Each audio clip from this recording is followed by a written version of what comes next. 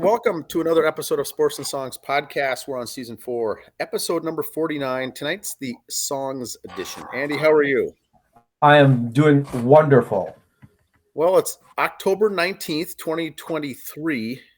We've Yep. got a good album to review and a good topic to review. We're going to do a little music. We'll cover it up, finish it up with some tour or concert music updates. But we're going to do an album review on AC/DC, Andy. Now, they had some change in the personnel, but this was the first record with an all UK-based lineup. No. Is that true? No. It's not? No. All right. So where'd you hear that from? So well, let's talk to the listeners about the album. It's Fly on the Wall, 1985. And so let's bring it up. And then I'll read it and we'll see if I misrepresented it here because you misspoke, I believe, but go ahead. I could be way off on this. It's another good album cover here, Fly on the Wall, 1985. The sessions took place in Montreux, Switzerland, 1984. First album since the Australian release of TNT did not include drummer Phil Rudd, who was replaced by Simon Wright. Yes. Making it the first AC/DC album with all band members born in the UK. That's what it is, born. No. Is it still wrong? Australian. Malcolm and Angus are Australian. Okay. And if you ask an Australian... So it's totally wrong. He was born in Scotland, but... Okay, Angus and them were born in Scotland, so that's the UK. But you know what? They're known as being from Australia because that's what I went to later on. So yes, They were born in the UK, but they're known as more for being from Australia. So interesting. So this album, Fly on the Wall, is the 10th studio album by Australian hard rock band AC/DC. See, that's where the confusion comes in right there. 1985 on Atlantic Records. So you know what they did? 3 weeks, take 3 weeks off recording what would become the Fly on the Wall to headline 2 nights at the 10-day Rock in Rio Festival in Rio de Janeiro, Brazil. And this was January of 85. They appeared to over 250,000 people on January 19th, along with Scorpions, Whitesnake, and Ozzy Osbourne. So let's just put that into perspective. Yeah. Kiss performed down there in front of hundreds of thousands of fans. This was Rock in Rio. And so we know Brazil loves their rock music. Right? They love their hair bands. They love it. And here in the U.S., you may draw, 20,000 fans at an indoor concert, or maybe more than that outdoors. But these guys, 50,000 at a football stadium, you did great. 50 to 60,000, maybe 70 on a good day. But these guys, I'll just repeat, was 250,000 in January 85. When you get bands like the Scorpions, Whitesnake, Ozzy Osbourne, and AC/DC out there. Yep. And they headlined 2 nights. Yeah. Yeah. It's just amazing how huge that is. Now we'll get back to the album, of course, but it's considered hard rock, heavy metal. The length is 40 minutes and 30 seconds.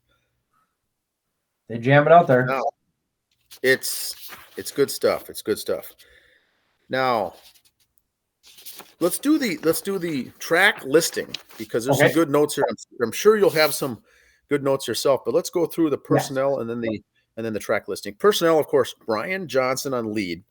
And so these is the Brian Johnson years. Angus Young, lead guitar. Malcolm on rhythm and backing vocals. Cliff Williams on bass. And Simon Wright, one of my favorites, on drums. I did not even know he performed on this album until I did the research for this. I saw him perform live with Dio in Minneapolis down at the Quest once, and I couldn't believe how good this drummer was in the back. And I said, who is this guy? I looked him up. His name is Simon Wright, and I looked up his background, and he's been around for years. Good guy, Simon Wright. So he was on this album. Here's the tracks. Title track, Fly on the Wall, Shake Your Foundations, one of your better rock music songs of all times. Yes. First Blood, Danger, which they released as a single first, and it kind of flopped.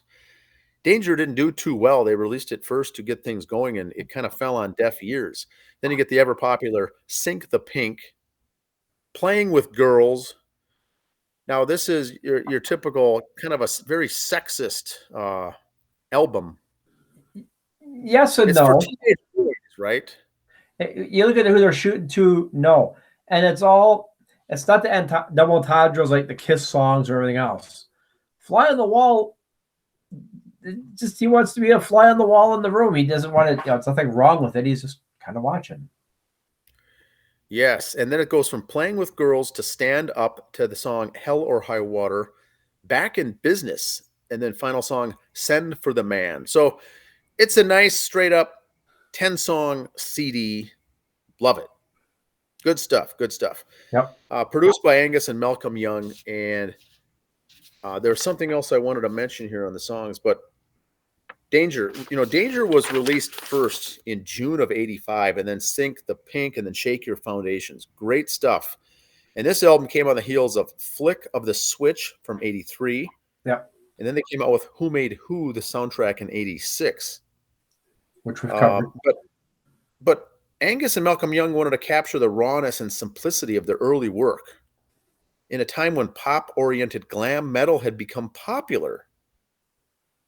The Brian Johnson said on one of the interviews for Monsters of Rock, says, quote, "In my experience, the lads went in with the producer, but they were still really telling the lad what they wanted. So in a roundabout way, all it was an extra pair of ears, an expensive pair of ears." So They kind of done it the way they did it anyway. It wasn't commercialized. It's pure good hard rock music. The music is yes, but like we said in the pre-production meeting there, the videos were very MTV'd. Don't watch the videos and base the rest of the album on that. The 3 videos were kind of a trilogy in a way. They kind of told us, the videos tried to tell a story, a very bad one at that. So don't watch the videos and judge the album on it. Listen to the songs separately, away from the corny, cheesy, crappy videos, and they're very good songs. Yeah, it said here that MTV was getting huge, and then they actually put out a home video of AC/DC performing 5 songs from the album released in the summer of '85, also titled "Fly on the Wall," and it features the band playing "Fly on the Wall," "Danger," "Sink the Pink," "Stand Up," and "Shake Your Foundations" at a small bar in New York City named the Crystal Ballroom. And so the songs and the videos are linked together, kind of tying that all together in a story, like you say. Yeah. It also has the cartoon Fly depicting yes. the album cover. If nothing else, it says here in Wikipedia, it says, if nothing else, the video demonstrated the band's new commitment to the now powerful MTV, going beyond performance-based videos. It was new, the acting and bringing in actors and good cinematography and whatnot. Now, the one thing that I was going to bring up to get your thoughts on this, the tour was marred by the bad publicity when the serial killer Richard Ramirez was arrested and had, links to this album and links to this group. Right. His nickname was the Night Stalker by the press. And they said it, he told police that Nightcrawler from the 1979 Highway to Hell album had driven him to commit murder. So this was now Richard Ramirez from the '79 album. We're in 1985 now, but it was just what the band's detractors were looking for. They'd been waiting, especially in America, immediately seized the case and wild accusations that AC/DC were in fact devil worshippers. The lyrics to Nightcrawler were carefully analyzed, and some newspapers attempted to link Ramirez's Satanism with AC/DC's name. And somehow the conclusion that AC/DC stood for Antichrist, Devil's Child. Yes. Kind of like Kiss, Knights in Satan's Service. They come up with all this stuff to derail the rock bands, who are actually for the most part, very clean bands. Now, what's your thoughts on that? It was all marred on a great tour, but now you got this carrying a shadow over it. Those albums weren't the greatest for AC/DC at the time anyway. Flick of the Switch, this one. And then you get this Joker with his stuff. It was just most other bands. I probably count on one hand the other bands that could have survived that kind of media firestorm. most bands would have crushed them. They could have never came back. AC/DC was like, oh well, next album. You know, they didn't care. They didn't let it bother them and ruin them. You know, Yep. they didn't try to jump in front of the camera and make speeches about it and reports and everything else. They just let it go. At least from my remembrance of that time. But yeah, it also says, U.S. magazine, People magazine picked the album as the best album of 1985. But some of the reviews were largely negative of this album and saying, we couldn't hear Brian Johnson's lyrics. It was too muddied and it wasn't really clearly produced. That all may be true, but for people looking for some hard rock, heavy metal music, this is awesome. This is some great party music. This entire album. Yeah, because that's when the whole glam bands were coming out real big, and the hair bands on AC/DC is stuck to the rock and roll heavy metal, powered right through. Some even say some of the other hard rock bands at the time sold out for a little bit, like Kiss or Judas Priest or Ozzy kind of sold out during the MTV era for the stuff. AC/DC, I don't think ever wore fluorescent colors ever in a video. I don't think they ever did different things to their hair just for the video. Angus was wearing that schoolboy outfit forever. Brian Johnson says hat and his leather vest on, or jean jacket vest forever, So they never changed for the image. They tried to make their videos a little different, which I think was maybe not their call, but kind of cheesy, kind of campy, but they tried it. Yep. Now the only other comment I've got is the first song they released was Danger. Well, it turns on the tour, it says that the song, quote, the song Danger fell flat in concert and was banished from the set. Yep. So they didn't even start playing, even singing that song while on tour, while it was their first release and they had the highest hopes for it. That was, I found pretty interesting. But Shake Your Foundations and Sink the Pink turned out to be standouts on this album. Very good songs. They're very good songs. I liked it. Now you own this album, right? Yes. Now, what are your thoughts? It's excuse me. Very exciting, great rock and roll heavy metal album. Like most AC/DC albums, you didn't really skip around much, but you went back and replayed certain songs more often than others too. I mean, if you were doing something, you'd let the album play through. If you were in the car or you had control of it or it was just an arm's reach away, you'd rewind a couple songs and hear them back again. To be honest, Shake Your Foundations, probably very underrated song, but a great song. I don't think that song gets enough love and credit that it should for AC/DC. If I had to pick 10 songs for greatest hits, that would definitely be on there. And they got a ton of songs to pick from, So that would definitely be one of my favorites on there, Shake Your Foundation. But it was a great album. Very good, very good. I don't remember listening to it a lot as a youth, but I certainly remember when this album cover came out. It was very popular in high school. I saw this just all over the place, and it was one of those albums too you could put in and play at a party or a get together and play it front to end and just press play and let her go. Great background. Never a party at your house though. No. I was never a big AC/DC guy, but listen to it now, I have more appreciation for those guys. But this was always, there were certain groups of people, and there were AC/DC guys in high school. This is what they wore. Yeah, this is the stuff they wore to teach and what they listened to. And I was never an AC/DC guy, but I liked their music. But listening to it now as an adult, more appreciation for the musical than the talent with these guys. I never knew of a group, an AC/DC fan club, kind of the Kiss Army. I don't know if AC/DC ever had one like that, but if they did, they'd kick the Kiss Army's ass. I mean, guys who like AC/DC they bled AC/DC, they ate AC/DC. It was them or nothing. You could say what you want to Army fans, but these guys were like very hardcore. And it doesn't matter what rock concert you go to. No matter what you go to, you're going to see someone with an AC/DC shirt to this day at any concert. I don't care if it's an Eddie Money show or Heart. Yeah, there's T-shirts all over the place for these guys. So very good stuff. Do you have anything more on this album? No, I'll right, touch a so little bit on it in my stuff coming up here on my bits, but yeah.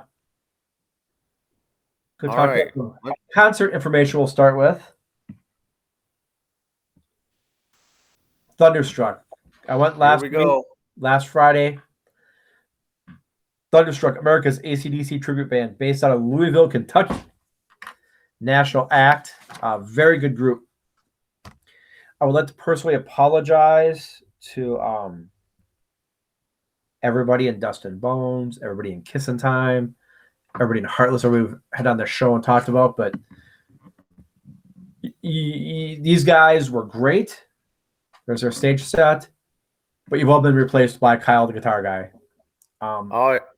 My new man crush. Here we go. Angus. Oh my God, worth the price of admission to see this guy alone. Okay. What he does for the Angus character and in general, I wish I could say he blew me away. What's better than blew me away? Because that's what he did.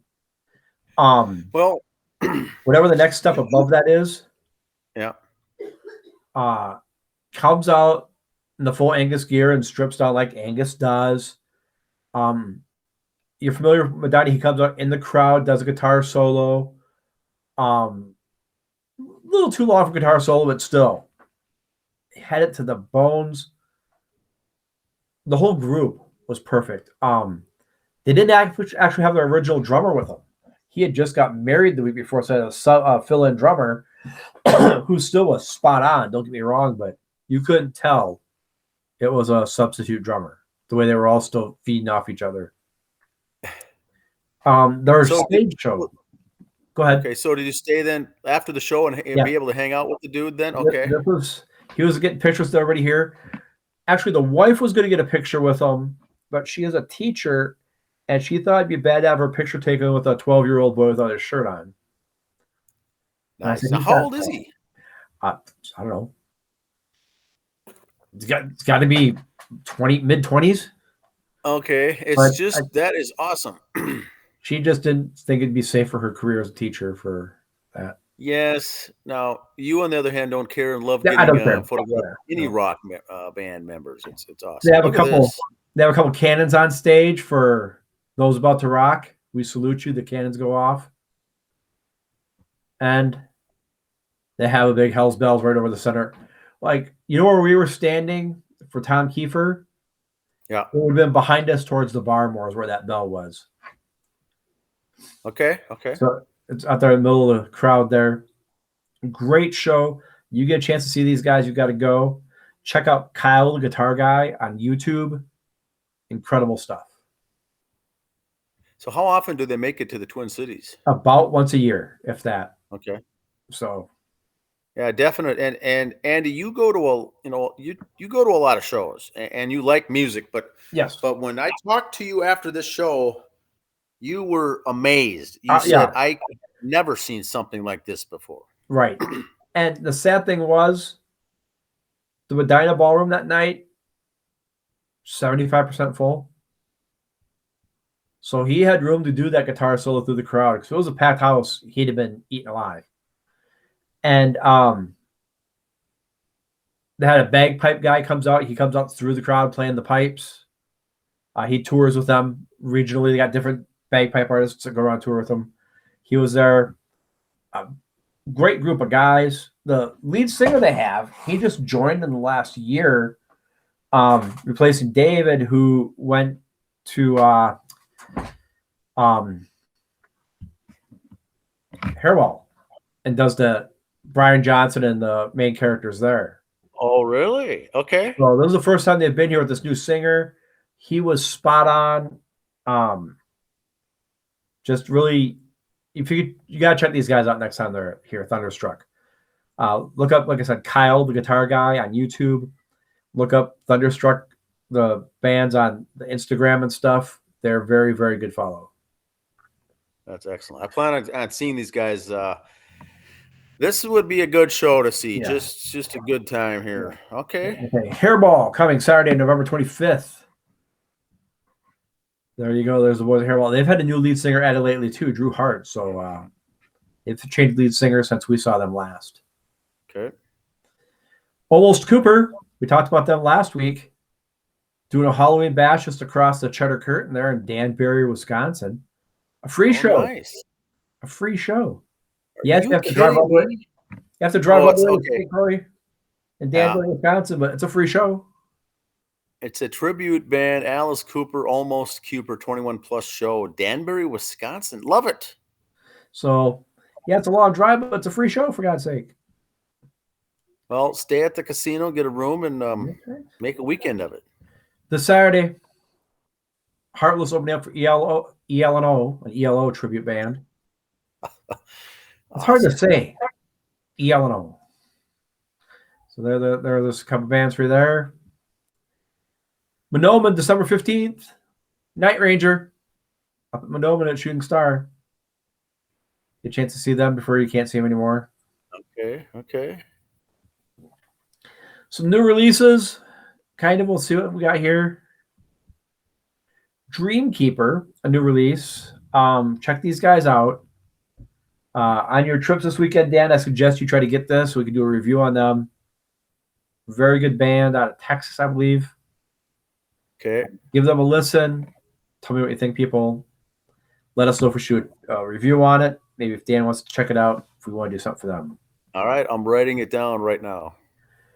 There he is. David Coverdale saying he wants to see the big picture. I want the best for all. He's planning on doing a Whitesnake farewell album. Wants everybody who's ever been in Whitesnake to be on it.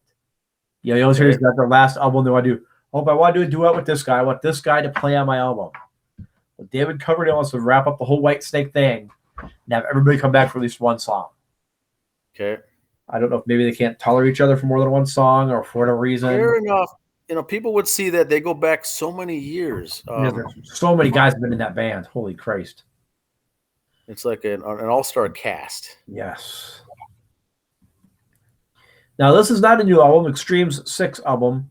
I just bring it up, though, because it's up for 3 Grammys. Maybe give it a listen again for the first time. Best Album 6, their song Rise for Best Song and Best Performance. Very cool video. Check them out again for the first time. Okay. And our friends Non Grata on their social media this week, 1 week from tomorrow, they drop the heaviest song to date from their Beast in Me. So be ready just in time for Halloween. Great photo right there. Love it. And that's what I got, man. Just want to say I can't plug Thunderstruck enough. Holy Christ. You got to see them. Check out their stuff online. This Kyle, he's Mr. Everything. He does some producing. He's a drummer. He does a lot of other work too. He started playing guitar when he was 8 in his 2nd grade talent show. 8 years old, 2nd grade talent show on guitar, and you know what song he was playing, Dan? Highway to Hell. He was. Age 8? Yes. Well, so he's the man to be in the tribute then, Angus. And if you know anything about guitar players, and you look at the pictures I showed there, he's got fingers like this long. So he's doing the guitar like Angus, like perfectly. He's got the motions down, the head bob, the walking bit. All the mannerisms. Yep. He doesn't really overdo it because you really can't overdo Angus with the mannerisms because he goes the whole show like that. Now, like you said, all the guys are good. You can watch, you sit there and watch the bassist, the guitarist, the vocal, the drums, but you're saying even above and beyond that, you could focus on just the Angus for the show and still be blown away watching just him. Right. Yep. Just him. Love it. He just like Angus himself, though, he doesn't try to steal the show. He just does. Yeah. You know, I mean, Malcolm was a great guitarist. Cliff, great on bass. Bon Scott and Brian Johnson, both great singers. But just Angus just, zone in on it. You hear the other guys still. You still hear all the other stuff going on. But you're so focused on him. And it's not one of those things like you're focused on him waiting for him to mess up. You're just so entranced.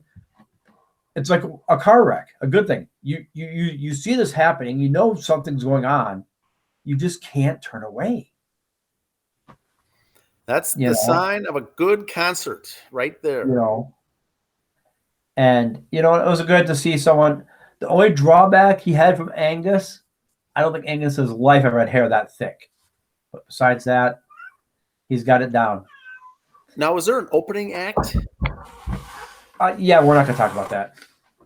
I was not impressed. Yeah. Oh yeah, no, we did. We mentioned before. I'm not impressed with these guys.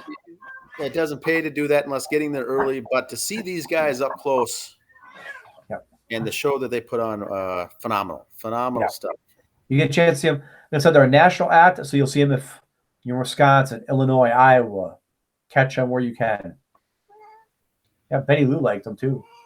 I'm sure. So keep in mind, please leave your comments and questions below, and also requests for future shows in the comments section. We'll see you next week, but enjoy your AC/DC, everybody. Yep. See ya. See ya. Yeah. Nice. My God.